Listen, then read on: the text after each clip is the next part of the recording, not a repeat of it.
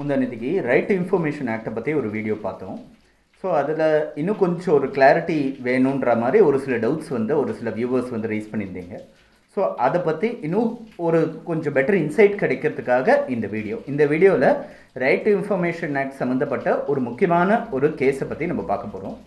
Chief information commissioner versus high court of Gujarat அப்படின்னு சொல்லிட்டு ஒரு கேஸு 2020 சுப்ரீம் கோர்ட்டாக தீர்ப்பாகப்பட்டது. ஆனரபிள் ஜஸ்டிஸ் பானுமதி அவங்க கொடுத்த ஜட்ஜ்மெண்ட் ஒன்று ரொம்ப ஒரு முக்கியமான ஒரு ஜட்ஜ்மெண்ட்டு. அதாவது ஹைகோர்ட்டில் அப்ளை பண்ண வேண்டிய சர்டிஃபைட் காப்பீஸ், டாக்குமெண்ட்ஸோட சர்டிஃபைட் காப்பீஸ் இல்லை ஜட்ஜ்மெண்ட்டோட சர்டிஃபைட் காப்பீஸ்லாம் ரைட் டு இன்ஃபர்மேஷன் ஆக்ட் கீழே அப்ளை பண்ண முடியுமா அப்படின்ற ஒரு கொஸ்டின் வந்து சுப்ரீம் கோர்ட் முன்னாடி போச்சு இந்த பர்டிகுலர் கேஸில். இந்த பர்டிகுலர் கேஸை பற்றி இன்றைக்கி நம்ம பார்ப்போம். ஃபஸ்ட்டு ஒரு சர்டிஃபைட் காப்பி, ஒரு நமக்கு சம்மந்தப்படாத ஒரு கேஸோட ஒரு சர்டிஃபைட் காப்பி, அதாவது சான்றிட்ட நகல், அதை வந்து கோர்ட்லேருந்து அப்ளை பண்ணணும்னா அதுக்குன்னு ஒரு சில ப்ரொசீஜர் ஃபார்மாலிட்டிஸ்லாம் ஒவ்வொரு கோர்ட்லேயும் இருக்குது. இந்த பர்டிகுலர் கேஸில் ஹைகோர்ட் ஆஃப் குஜராத்தோட ரூல்ஸில் வந்து ரூல் நம்பர் 151 வந்து கொடுத்துருக்கு போல இருக்குது. அதாவது ஒரு தேர்ட் பார்ட்டி அஃபிடவிட், நம்ம மெட்ராஸ் ஹைகோர்ட்லேயும் இதே சிஸ்டம் தான். ஒரு தேர்ட் பார்ட்டி அஃபிடவிட் ஒன்று கொடுத்துட்டு அந்த அஃபிடவிட்டு கீழே எந்த பர்பஸ்க்காக இந்த கேஸோட சம்மந்தப்பட்ட இந்த சர்டிஃபைட் காப்பீஸ்லாம் நமக்கு தேவைப்படுறது அப்படின்னு சொல்லி அந்த அஃபிடவிட்டில் விவரமாக கொடுத்துட்டோன்னா அந்த அஃபிடவிட்டை பேஸ் பண்ணி ரெஜிஸ்ட்ரார் வந்து கொடுக்கலாமா வேண்டாமான்னு அவங்க டிஸ்கிரிப்ஷன் யூஸ் பண்ணி பாஸ் பண்ணுவாங்க. யூஸ்வலாக கொடுத்துருவாங்க, அன்லஸ் ரொம்ப ஒரு அனாவசியமான ஒரு காரணத்துக்காக அந்த காப்பி கேட்காத வரைக்கும் அதை வந்து கொடுத்துருவாங்க. இந்த தேர்ட் பார்ட்டி அஃபிடவிட் பேஸ் பண்ணி கேட்குறதுன்றது உண்டு. அதாவது எனக்கு சம்மந்தம் இல்லாத ஒரு கேஸ் ஜட்ஜ்மெண்ட்டோட காப்பியோ இல்லை கேஸ் பேப்பர்ஸோட காப்பியோ நான் கேட்குறேன்னு வச்சு என்ன பர்பஸ்க்காக நான் கேட்குறேன்றதுக்கான ஒரு அஃபிடவிட் ஒன்று கோர்ட்டில் சப்மிட் பண்ணி, அதாவது அந்த ரெஜிஸ்ட்ரார் மூலமாக சப்மிட் பண்ணிவிட்டு அது மூலமாக அந்த காப்பீஸ் கேட்க வேண்டியது ஒரு ரூல் ஒன்று இருக்குது, ஒரு ப்ரொசீஜர் ஒன்று இருக்குது. இந்த பர்டிகுலர் கேஸில் என்ன பண்ணியிருக்காரு, இந்த அப்ளிகேஷன் ஃபைல் பண்ணுறவர் அஃபிடவிட் கொடுத்தோ இல்லை இது பண்ணியோ வேறு எந்த விதமான ப்ரொசீஜர்ஸ் மூலியம் ஃபாலோ பண்ணாமல், ஹைகோர்ட்டோட ப்ரொசீஜர்ஸ் மூலமாக ஃபாலோ பண்ணாமல் நேரடியாக ரைட் டு இன்ஃபர்மேஷன் ஆக்ட்டுக்கு இந்த பர்டிகுலர் ஆர்டர் வந்து ஒரு இன்ஃபர்மேஷன், ரைட் டு இன்ஃபர்மேஷன் ஆக்டோட கிளாஸிஃபிகேஷனில் ஒரு இன்ஃபர்மேஷன், அதாவது இந்த சர்டிஃபைட் காப்பீஸை வந்து எனக்கு கொடுங்க அப்படின்னு சொல்லிட்டு ரைட் டு இன்ஃபர்மேஷன் ஆக்ட்டுக்கு ஒரு அப்ளிகேஷன் ஃபைல் பண்ணுறது. இந்த அப்ளிகேஷன் வந்து ரிஜெக்ட் ஆகப்படுறது. அதாவது ரெஜிஸ்ட்ரார் முன்னாடி ஃபைல் பண்ணுற அப்ளிகேஷன் வந்து ரிஜெக்ட் ஆகிடுச்சு. ரிஜெக்ட் ஆனோடனே இந்த அப்ளிகண்ட் வந்து ஒரு அப்பீல் ஒன்று ஃபைல் பண்ணுறாரு. ரிஜெக்ஷனில் என்ன சொல்லியிருக்காங்க, நீங்கள் முறையாக வந்து சர்டிஃபைட் காப்பி வந்து நீங்கள் தேர்ட் பார்ட்டி அப்ளிகேஷன் மூலமாக ஃபைல் பண்ணி அப்ளை பண்ணுங்கன்னு கேட்டிருக்காங்க. ஸோ இதுக்கு அகெயின்ஸ்டாக இவர் நேராக தேர்ட் பார்ட்டி அஃபிடவிட் கொடுத்து கேட்டிருக்கலாம். பட் அதுக்கு எது நேர்மாறாக இவர் இந்த ரிஜெக்ஷன் மேலே ஒரு அப்பீல் ஒன்று ஃபைல் பண்ணுறாரு. இந்த அப்பீல் வந்து ஃபைல் பண்ணி அந்த அப்பீலும் வந்து ரிஜெக்ட் ஆகிடுறது. அந்த அப்பீல் ரிஜெக்ட் ஆனோடனே அப்பீல் வந்து ஹைகோர்ட் ரெஜிஸ்ட்ரார்கிட்டே, அந்த சம்மந்தப்பட்ட பப்ளிக் இன்ஃபர்மேஷன் ஆஃபீஸர்கிட்டே ஃபைல் பண்ணுற அப்பீலும் ரிஜெக்ட் ஆயிடுச்சு. அந்த ரிஜெக்ஷனும் பேஸ் பண்ணி இன்னொரு தடவை அப்பீல் வந்து சீஃப் இன்ஃபர்மேஷன் கமிஷனர் முன்னாடி அப்ளை பண்ணுறாரு. சீஃப் இன்ஃபர்மேஷன் கமிஷனர் என்ன சொல்கிறாருன்னா, இத்தனை 20 நாளைக்குள்ளே இந்த இவர் கேட்ட சர்டிஃபைட் காப்பீஸை நீங்கள் கொடுக்கணும் அப்படின்னு சொல்லிட்டு ஹைகோர்ட்டை எதிராக ஒரு ஆர்டர் ஒன்று பாஸ் பண்ணிக்கிறாங்க. ஹைகோர்ட் என்ன பண்ணுறது, இந்த சீஃப் இன்ஃபர்மேஷன் கமிஷனரோட ஆர்டரை சேலஞ்ச் பண்ணி ஹைகோர்ட்லேயே கேஸ் நடக்குது, ரிட் பெட்டிஷன் நடக்குது. அதாவது ஹைகோர்ட்டோட அட்மினிஸ்ட்ரேஷன் வந்து ஹைகோர்ட்டோட ஜுடிஷியல் செக்ஷனோட ஒரு தனி என்டைட்டின்னு சொல்ல முடியும். ஸோ அந்த ரெஜிஸ்ட்ரார் அந்த ஹைகோர்ட்டை ரெப்ரசென்ட் பண்ணி ஹைகோர்ட்டுக்காக ஒரு ரிட் பெட்டிஷன் ஃபைல் பண்ணி இந்த சீஃப் இன்ஃபர்மேஷன் கமிஷனரோட ஆர்டர் வந்து ஹைகோர்ட்டோட ரூல்ஸுக்கு எதிரானது, அதனால இதை அலோவ் பண்ணக்கூடாதுன்னு சொல்லி இந்த ஆர்டர்ஸை சேலஞ்ச் பண்ணி ஹைகோர்ட்டில் வந்து அப்பீல் நடக்குது.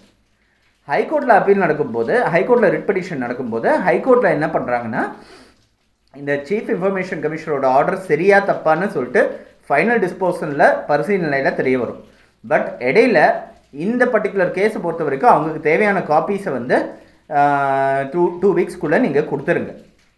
இந்த காப்பீஸை நீங்கள் கொடுக்கறதுனால இவங்க ஃபைல் பண்ண அப்ளிகேஷனில் மெரிட் இருக்குன்னோ இல்லை ரைட் டு இன்ஃபர்மேஷன் ஆக்ட் கீழே ஹைகோர்ட்டு வந்து வந்துடுறதுன்னோ அர்த்தம் கிடையாது. இது மேற்கொண்டு நம்ம டிசைட் பண்ணிக்குவோம். ஆனால் அவங்க கேட்குற காப்பீஸை கொடுத்துருங்க அப்படின்னு சொல்லிட்டு ஒரு ஆர்டர்ஸ் ஒன்று பாஸ் பண்ணுறாங்க. இடைக்கால ஆர்டர், இன்ட்ரிம் ஆர்டர் ஒன்று பாஸ் பண்ணுறாங்க. இந்த இன்ட்ரிம் ஆர்டரை சேலஞ்ச் பண்ணி இங்கே என்ன பண்ணுறாங்க, ஹைகோர்ட் வந்து டிவிஷன் பெஞ்ச் முன்னாடி லெட்டர்ஸ் பேட்டன்ட் அப்பீல், அதாவது ஹைகோர்ட்டுக்குள்ளேயே பெஞ்ச் முன்னாடி ஒரு அப்பீல் ஒன்று ஃபைல் பண்ணுறாங்க. இந்த லெட்டர்ஸ் பேட்டன்ட் அப்பீல் என்ன சொல்கிறாங்கன்னா, ஹைகோர்ட்டோட ரூல்ஸ் பிரகாரம் தான் நம்ம காப்பீஸ் கொடுக்கணுன்றாங்க. ஸோ இந்த லெட்டர்ஸ் பேட்டன்ட் அப்பீலோட ஆர்டரை சேலஞ்ச் பண்ணி ஃபைனலாக சீஃப் இன்ஃபர்மேஷன் கமிஷனர் வந்து சுப்ரீம் கோர்ட்டுக்கு வந்திருக்காரு. ஹைகோர்ட்டுக்கு அகெயின்ஸ்டான கேஸு, ஹைகோர்ட்டுக்கு எதிரான case chief information commissioner versus high court of Gujarat. இதுதான் கேஸ். இந்த சுப்ரீம் கோர்ட்டில் வரும்போது சீஃப் இன்ஃபர்மேஷன் கமிஷனர் கொடுக்குற ரெப்ரசன்டேஷன்ஸ் என்னென்னா, ரைட் இன்ஃபர்மேஷன் ஆக்டில் செக்ஷன் 22ன்னு இருக்குது. செக்ஷன் 22 என்ன சொல்கிறதுனா, notwithstanding anything contained in the Official Secrets Act or any other law for the time being in force, இந்த ரைட் இன்ஃபர்மேஷன் ஆக்ட் தான் ப்ரிவேல் ஆகும் அப்படின்னு சொல்லிட்டு போட்டிருக்கு. அதாவது அஃபிஷியல் சீக்ரெட்ஸ் ஆக்ட்லேயோ இல்லை வேறு எதான ஒரு சட்டத்திலேயோ இதுக்கு எதிர்மாறாக எதனா இருந்ததுன்னா கூட, எதனா இன்கன்சிஸ்டன்சி இருந்ததுன்னா கூட ரைட் இன்ஃபர்மேஷன் ஆக்ட் தான் ப்ரிவேல் ஆகும். ரைட் இன்ஃபர்மேஷன் ஆக்ட் கீழே தான் நம்ம இன்ஃபர்மேஷன் கொடுத்தே ஆகணும், அது மறுக்க முடியாது அப்படின்னு செக்ஷன் 22வோட அர்த்தம்.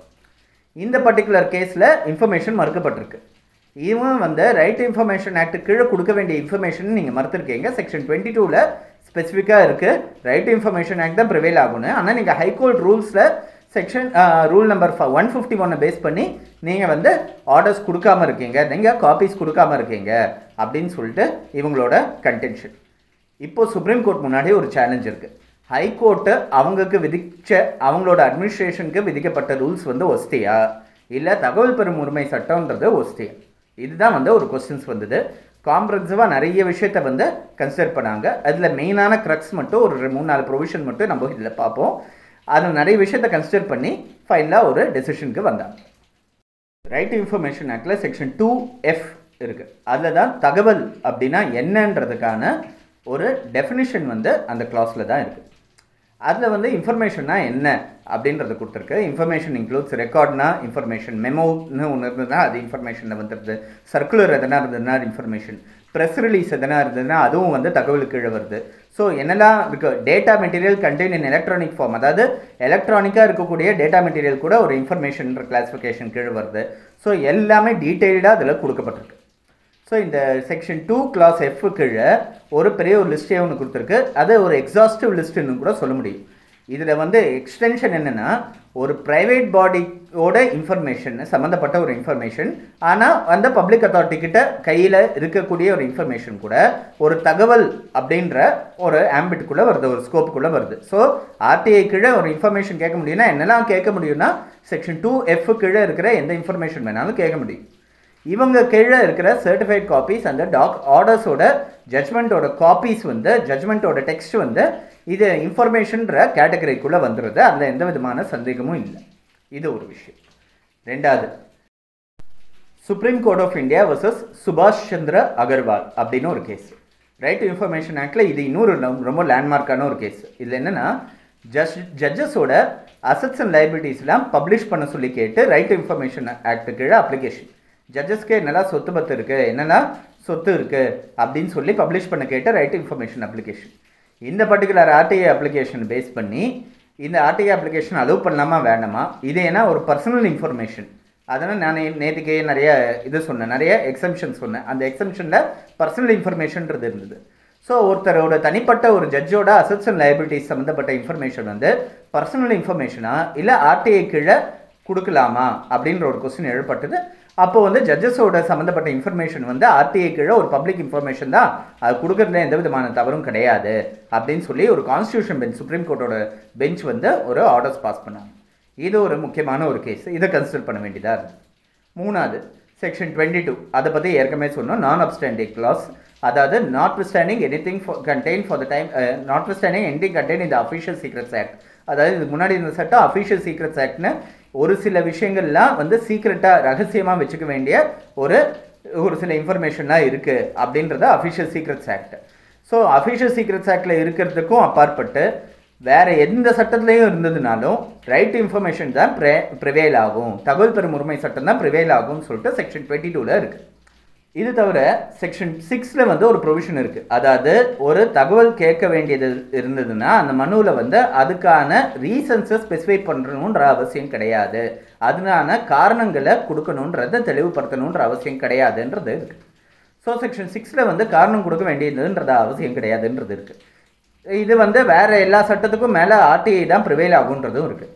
அப்படி பார்க்கும்போது இந்த பர்டிகுலர் இதை வந்து ஒரு சர்டிஃபைட் காப்பி அப்ளை பண்ணும்போது எதுக்காக அப்ளை பண்ணுறோன்ற காரணத்தை வந்து ஒரு தேர்ட் பார்ட்டி அஃபிடவிட் மூலமாக கொடுத்தா தான் கொடுப்பேன்னு சொல்லிட்டு சொல்கிறாங்க.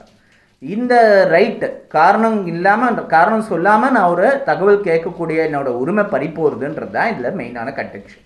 ஆனால் இதில் பர்டிகுலர் கேஸில் சுப்ரீம் கோர்ட் என்ன சொல்லியிருக்காங்கன்னா, 2 ஆக்ட் வந்து இன்கன்சிஸ்டண்ட்டாக இருந்தால் ஒன்றுத்துக்கு இன்னொன்று முரணாக இருந்ததுன்னா செக்ஷன் 22 மாதிரி இருக்கக்கூடிய ப்ரொவிஷன்ஸ் வந்து ஆப்ரேட் ஆகும். எது மேலோங்கி இருக்கணுன்றது வரும்.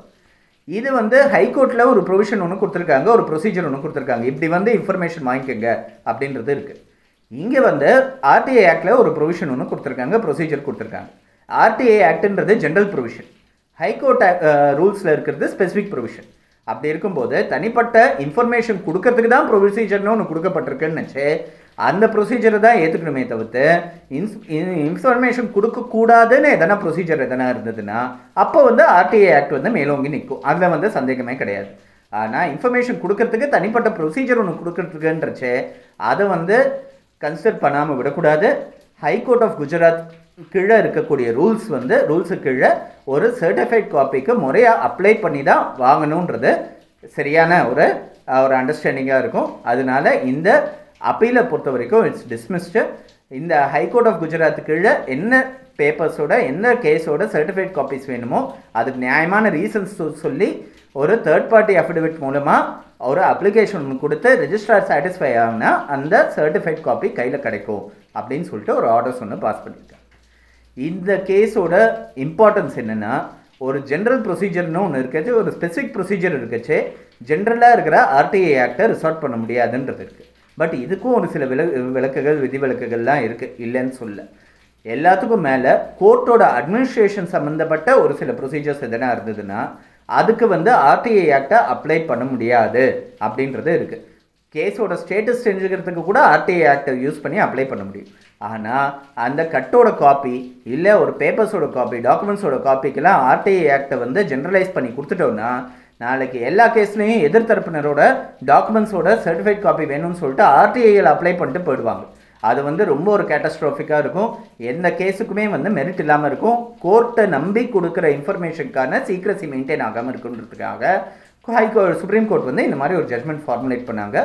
ஆர்டிஐ ஆக்டில் ரொம்ப ஒரு முக்கியமான ஜட்மெண்ட். இந்த ஜட்மெண்ட்டை பார்க்கும்போது நமக்கு தெரியக்கூடியது இன்ஃபர்மேஷன்னா என்ன, அதனோட ஸ்கோப் என்ன, அதே மாதிரி செக்ஷன் 22 ஆர்டிஐ ஆக்டோட ஸ்கோப் என்ன, அது வந்து மற்ற ஆக்டெல்லாம் ஓவர் ரைட் பண்ணுற அளவுக்கு பவர்ஸ் இருக்கா, இது 2 விஷயம் வந்து இந்த பர்டிகுலர் ஜட்மெண்ட்டை படிக்கும்போது நமக்கு தெரிய வரும்.